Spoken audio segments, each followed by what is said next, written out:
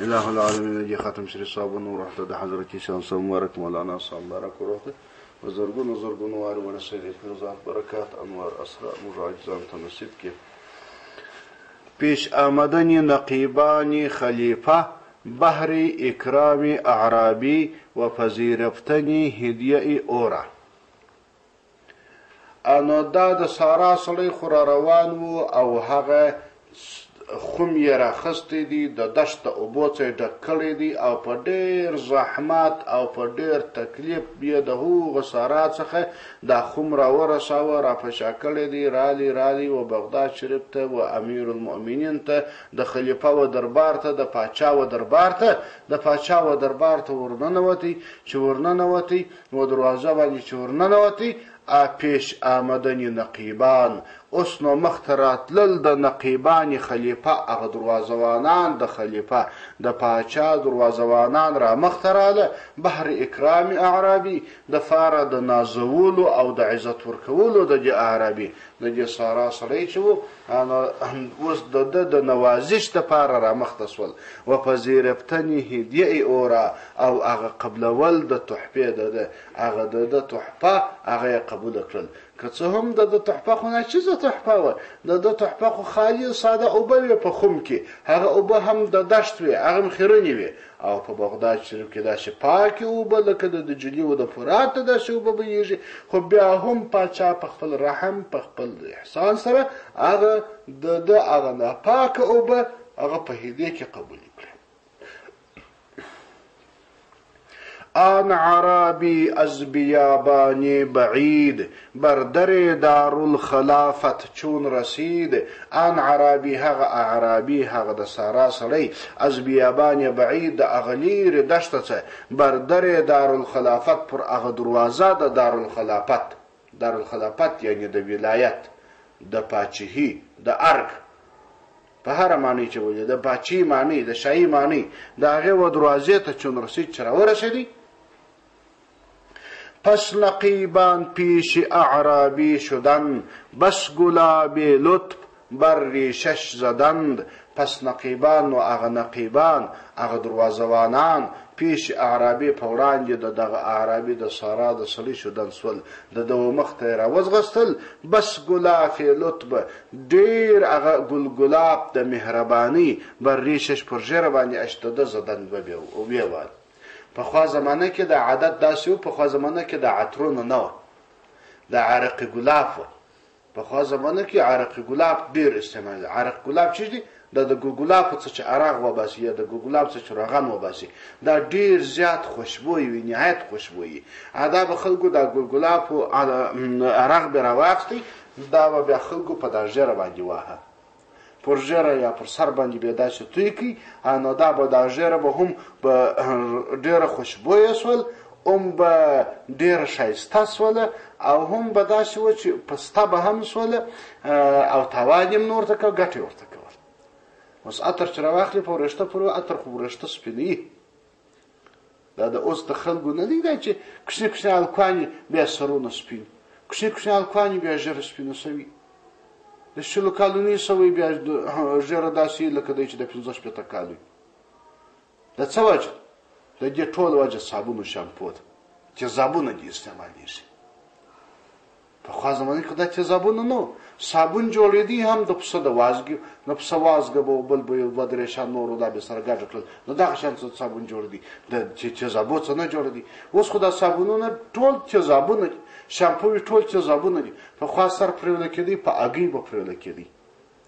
یا بیا په مستو باندې پرېولي یا بیا په هګۍ باندې پرېولي د هګۍ نه ده چې سر په پرېولي ډېر زیات یې صفا کوي مستو باندې سړی سر پرېولي صفا کوي یا به پخوا بروازه وه چې اشنان به ورته وایي په عربي کې یا به هغه پخواني وسایلو د دغه شیان څخه به خلکو استفاده کول اوس قسم قسم شامپوی دي هغه تیز شامپوی ظاهره دسته په دسې خورا ښه صفا کړي خورا ښه پیدا ورته وکړي او ته باید تک سپین کړي هغه د پخوا دواوې چې وې هغه دا صابون دغه پخوا زمانه کې چې به هګۍ و مستي و دا شل دا هم دوا وه هم صفا کوونکي وه دې به هم وریښته صفا کوه او هم یې وریښته ټینګاوه قوي کاوه یې قوت یې وریښته تور کاوه مطلب د شپېتو د اویاوو کالو سړی به و ږیره به پوره نه وه سپین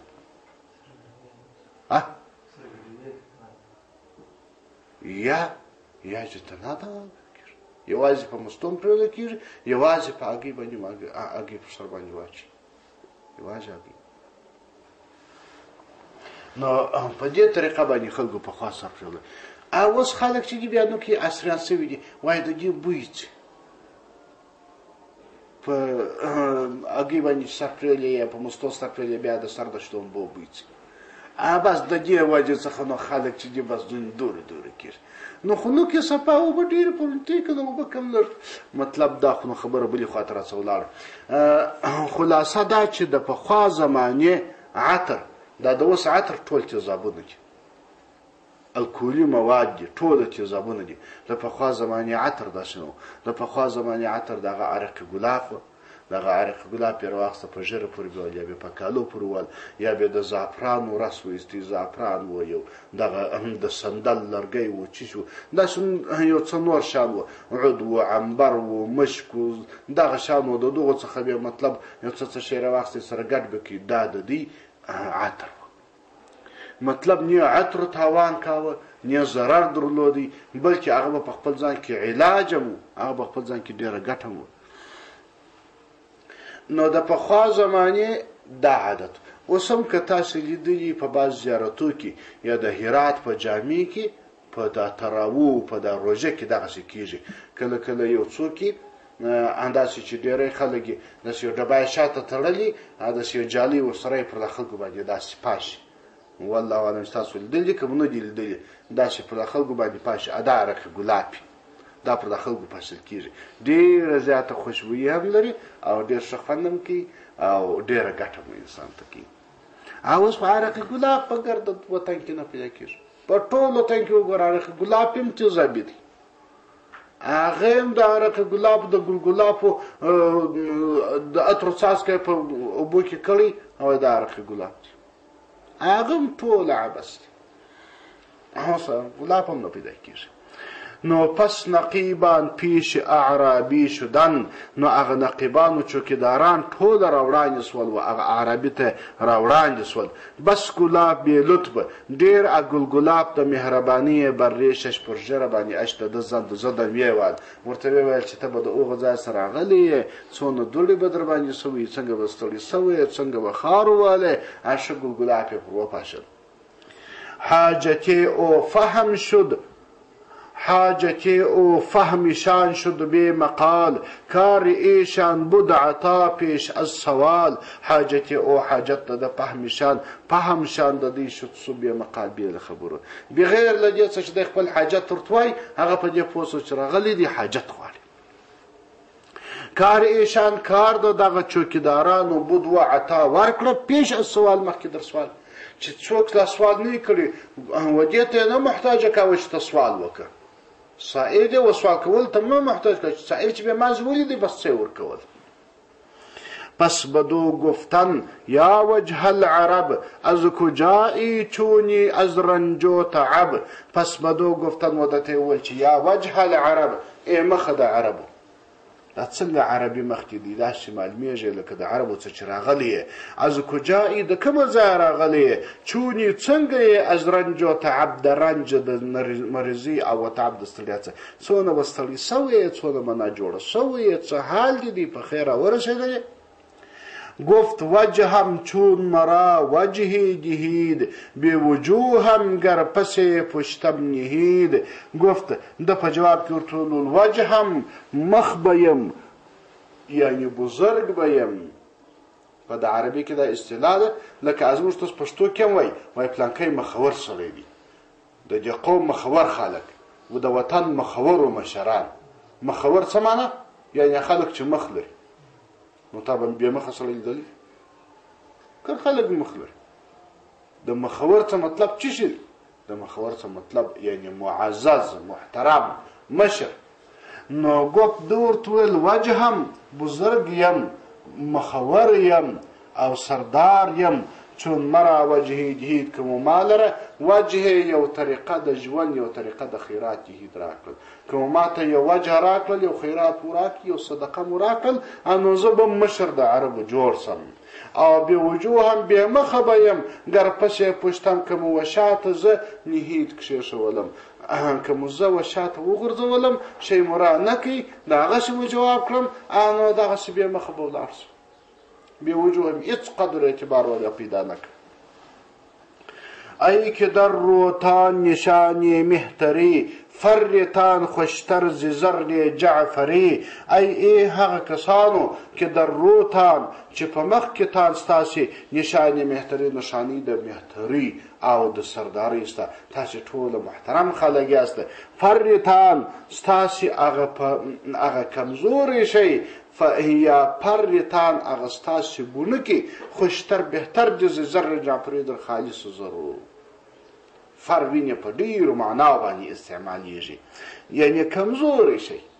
ستاسې عادي شی هغه در زر جعفري جعفر بیا و خالص ته وایي زر جعفري هغه خالص جعفر هغه خالص زر جعفر نه دی جعفر خو ډېرې معناوې لري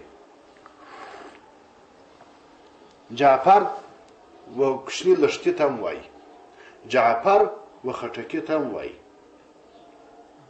جعفر و چاکو ته هم وایي جعفر د مرکب و د بوده نوم هم دی جعفر په ډېرو معناو باندې استعمالیږي تاسو هغه بیت اورېدل دي وایي جعفر پر جعفر سپور جعفر په لاس جعفر خور یو سړی ور روان و جعفر پر مرکب باندې سپور و چاکو په لاس کې و خټکی خوړی نو ول جعفر پر جعفر سپور جعفر په لاس جعفر خور دا وینې ټول معناوې پکښې ځای شولې نو جعفر په معنا باندې د خالص هم راځي نو پرتان خوشتر ز زر جعفري استا صفت چې دی هغه بهتر دی د زر جعفري څخه د خالص زرو څخه ای که یک دیدار تان دید از ای که یک دیدار تان دیدارها ای نصاری دید تان دینارها ای هغه کسانو که یک دیدار تان چې یو دیدار ستاسي دیدارها په ډېرو دیدارونو باندې ارځي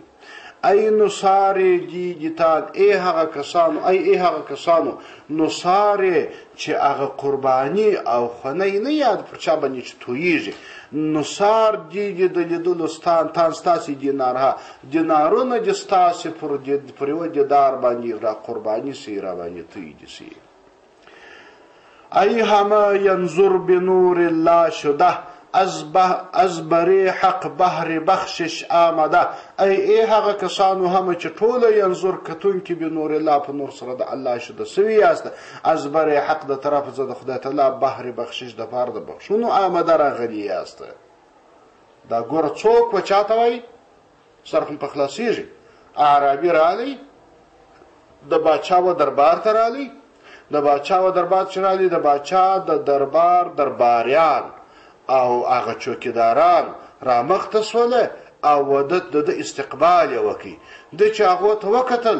د هغو ډېر مبارک مخان و او داسې خلک وه چې ستا د غوښتنې څخه یې بغیر څه ورکول په قصه مو سر خلاصو مطلب څه دی مطلب دا دی یعنې هغه بنده چې یو لږ اخلاص ولري یو معمولي اخلاص ولري او د معمولی اخلاص پر بنا باندې یو دونه نوکې عبادت وکړي یو دونه کې تحفه و الله ته پیش کړي یو ناچیزه عبادت یو ناچیزه لمونځ یو ناچیزه دعا یو ناچیزه لاسونه و الله ته پورته کړي خو په اخلاص باندې لکه دې سړی چې په اخلاص باندې اوبه راوړلې د باچا و دربار ته نو یو سړی چې په یو ډېر ناچیزه لاسونو باندې په دا ناچیزه بدن باندې الله جل جلاله ته یو کوچنی عبادت ور پیش کړي د الله و دربار ته ورپېښ کړي د الله جل جلاله د دربار درباریان څوک دي اولیاء کرام او د خدای دوستان اولیاء کرام او د خدای دوستان ټول ورته رامخته سي ټول ورته راوړاندې سي او د استقبال وکړي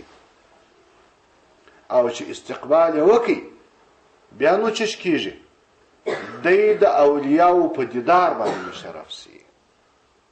لکه هغه سړی چې د دربار په چوکیدارانو په لیدلو مشرف سو دی بیا دغه مخلص بنده اخلاصمند بنده دا بیا د خدای د دوستانو د اولیاء کرامو په لیدلو په دیدار مشرف سي دی چې په هغه دیدار مشرف سو دی دغه اولیاء کرام پر دیدار عاشق جوړ سو نو بیا ورته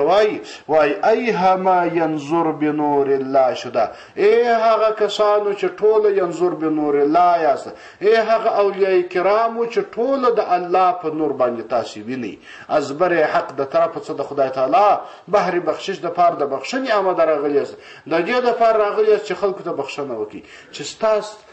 د ولی څخه چا شی نه غوښتي ولی په خپل چاته اخته شي دعوت ورته ورکړي او حق لري چې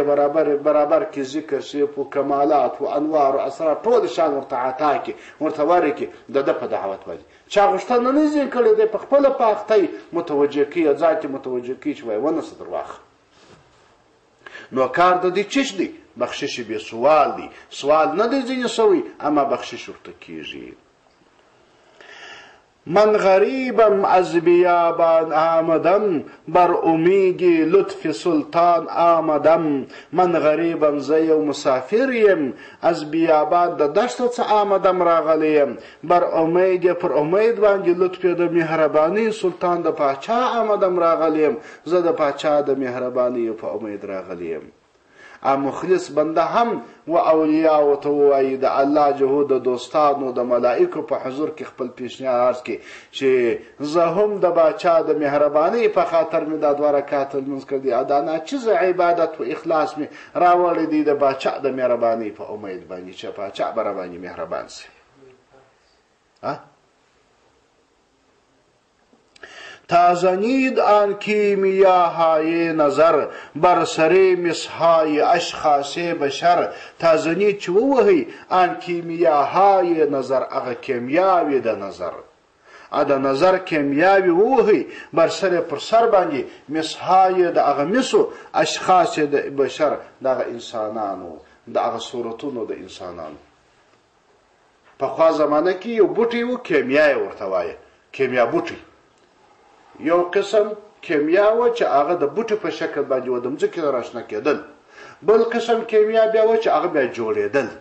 نو یو مصنوعي کیمیا و یو بوټي و د کیمیا د دې بوټي کې خاصیت دا و دا هغه لوښي چې به د مسي لوښي خو در معلوم دی درانه دا د مسو لوښي چې به راواخستي او دا کیمیا به باندې ووال دا بوټي به باندې ووال بس هغه لوښي به ټول سره زر وګرځي سر بخلاص دا به ټوله سره زر وګرځېدي د دې بوټي دا خاصیت نو دا سړی و دغه نقیبانو ته وایي دغه اولیاء کرامو ته وایي د خدای دوستان ته وایي وایي ستاسو یو نظر یوه توجه کیمیا ده زما هغه وجود زما هغه بدن زما هغه عبادت چې ټول لکه مس داسې و که ستا یوه توجه را سره همراه سي د هغه څه به کیمیا جوړه سي د هغه څه به سره زر جوړ سي زما د بدن زما د سینې لطیفې زما د سینې حالات ټول په سرو زرو را بدلولی سي که یوه توجه راته وکړي یو نظر راته وکړي اوس خو زه مس یم ناچله یم خلک مې چندانې په قیمت باندې نه رانیسي دونه قیمت مې نشته خو که یوه توجه را سره ملګرې سي یو عنایت را سره ملګرې سي یوه مهرباني د اولیاو را سره ملګرې سي نو زما د سینې ټول حالات په زرو باندې بدل سي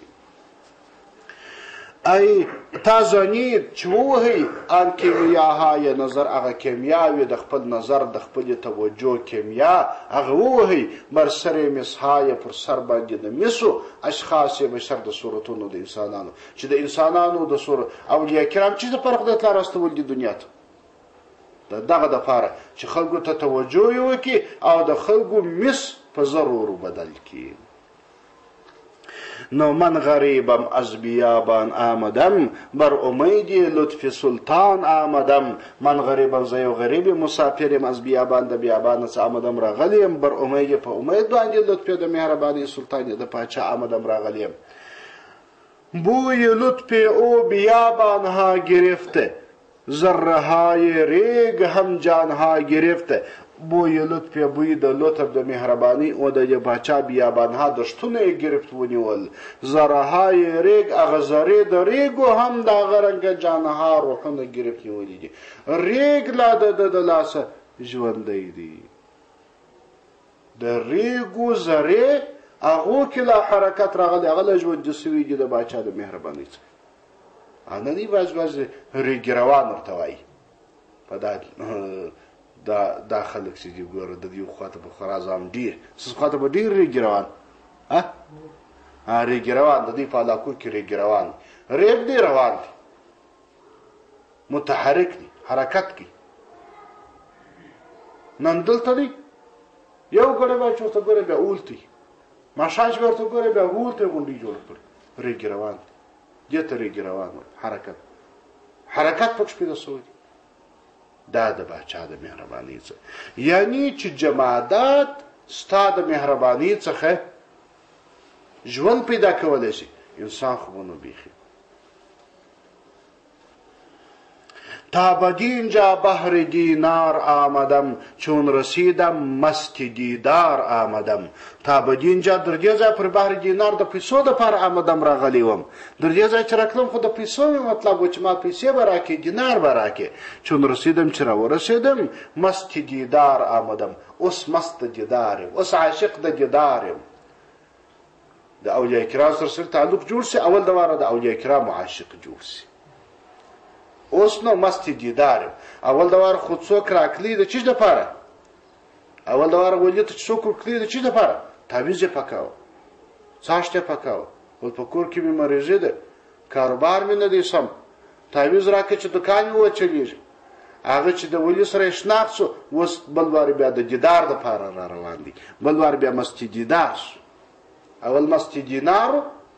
اوس نو مست دیدار سو. بحرینان د دې اوس نو مولانا سمبرک مثالونه وایي ډېر وخت په دنیا کې الله تعالی داسې پېښوي چې کله یو کار چې سړی روان وي هغه په بل کار اخته شي، تر هغه په ښه کار اخته شي. بحرینان شخصی برینان با دوید، داد جان چون حسن نان بارا بدید. بحرینان د ډوډۍ دپاره شخصي یو سړی برینان با و بغل ته د نانوای دوید ور ویځغستل. یو سړی روان و نانوای ته ځان ورساوه د چي دپاره چې ډوډۍ ګوله پیدا کړي. داد جان روح یې ورکړي چون حسن نان بارا بدید، چې د نانوای حسن یې ولیدی بس عاشق سو، ځان یې پر قربان کړي. بحر فرجا شد یکی تا گلستان، فرجا ای او شد جمال باغبان. بحر فرجا د فاره د تفریح شد سو لاړی یکی یو سړی تا ګلستان تر ګلستانه پورې در باغه پورې. یو سړی یو باغ ته روان دی دپاره د دې چې تفریح وکړي.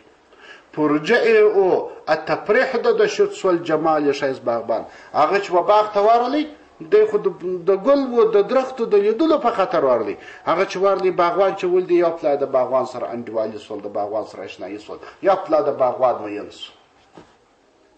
دی خو د تفریح دپاره کړی، لاړ یا پر باغوان باندې میین سو. همچو اعرابی که آب از چه کشید، آب حیوان از رخ یوسف چشید. د یوسف علیه قصه خو در معلومه چې یوسف علیه السلام چې څاه ته واچوي، خو بیا یو سړی را روانو، هغه کاروان را روانو، د کاروان یو مشر مالک نومېدی، دا را روانو څاه ته سوداغه واچول، د سوداغې څخه اوبه راکښلې. هغه چې اوبه راکښلې هغه یو دم یوسف علیه السلام پکښې وخوتي. چې یوسف سره وختي یوسف علیه السلام په لاس ورغلی، د اوبو په عوض کې دونه قیمتي تحفه پیدا کړه. نو همچو اعرابي لکه هغه د سارا سړی کې آب چې اوبه از چا د څاه څخه کشید را کشولې، آب حیوان آب حیات یې چې هغه د ایمان نصیبه و، د کمال نصیبه و. از رخ یوسف د مخ ته د یوسف علیه السلام چې شید وي چښل. سړی په یو کار پسې روان پر بل کار باندې پېښ شي. رفت موسی کاتشه آرد به دست، آتشی دید او که از آتش پرست. چیز دی؟ آتشی دید او که از آتش آتشی دید او که از آتش برست.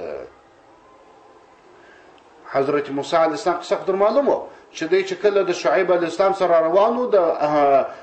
مدین سره روان و او د ده سره خپل کور ورسره و کوروالا ورسره و نو بیا په یخ په شپه کې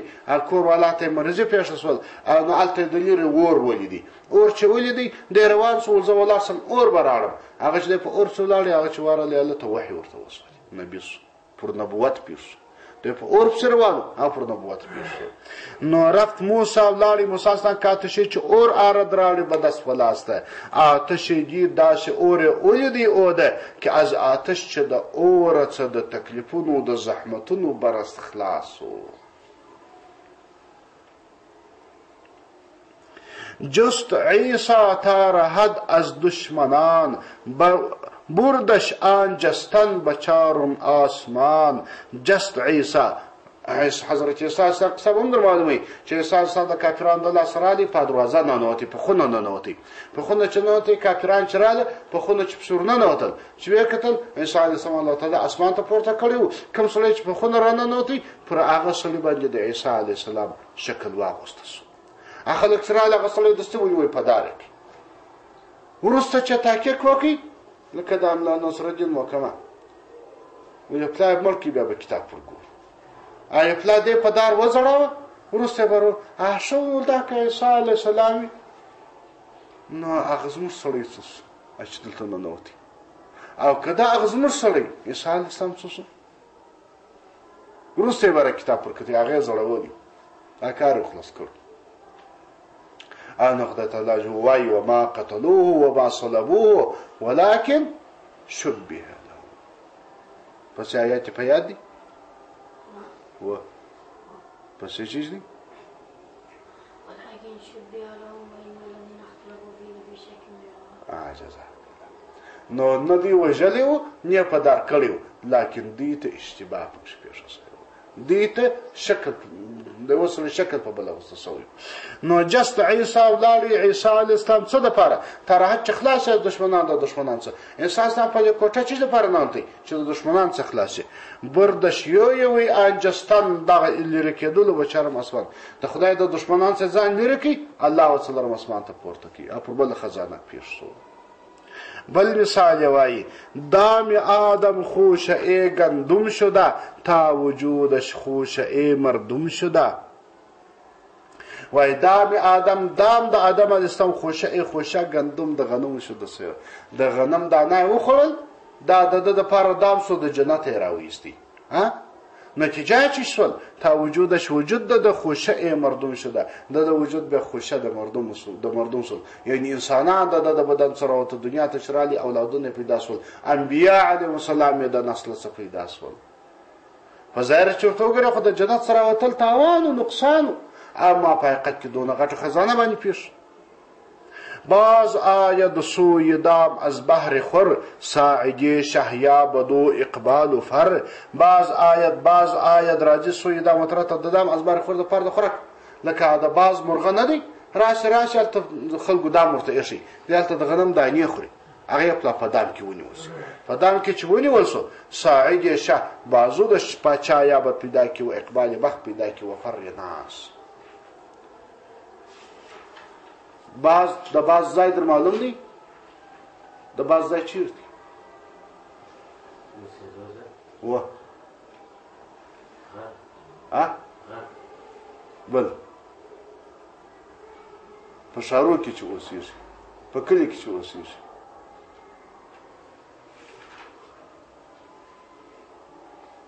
کوم ځای کار نه کوي ما لاس واره د ښوولي د باز د اوسېدو ځای دغه دی دغه د باز د اوسېدلو ځای دی. پخوا زمانه کې د پخوا زمانې پاچاهان خو داسې نه وو لکه د دې زمانې پخوا زمانې پاچاهانو به خامخا باز درلودي باز به رالی د پاچا پر اوږه به ناست پر اوږه پر کوم ځای پر دې ځای چې کښېږدي خو وزر یې مخ ورخوږي دا ځای باندې به پاچا یو کراس ته یا داسې شی تړلی و دا د ده د ناستې ځای و پر دې ورځ باندې به باز ناست دغه د باز د اوسېدو ځای سعید شه د باچا بازو دا د باز د اوسېدو ځای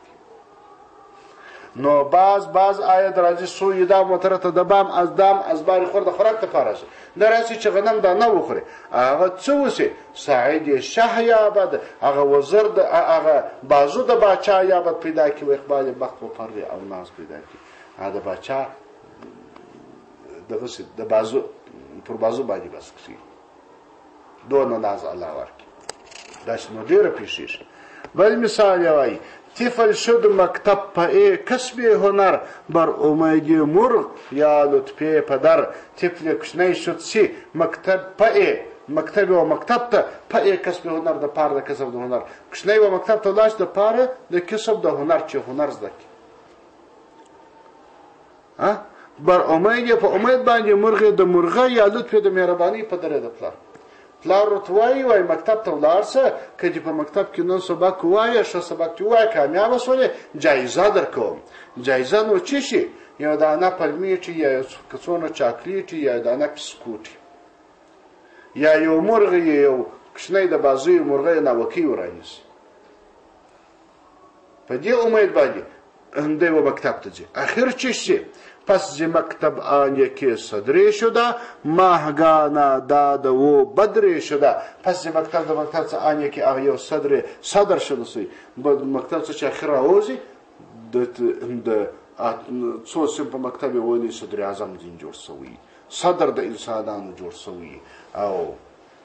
مشر د انسانانو جوړ سوی ماهگانا داده یعنی هغه میاشتنی تنخواه داده ورکړي و بدر شده او د سپوږمۍ د عالم ګرځېدلی دا خاصه چې راوځي اول دا ورکشنه و مکتب ته پچیز دي د انعامو په خاطر ځکه نه و انعام راکې بسکوټ راکې د میاشتې بسکوټ غواړي اخر د میاشتې تنخواه ورته مقرر اللهم صل على سيدنا مولانا محمد وعلى ال سيدنا مولانا محمد وبارك وسلم وصلي عليه وعلى اله وصحبه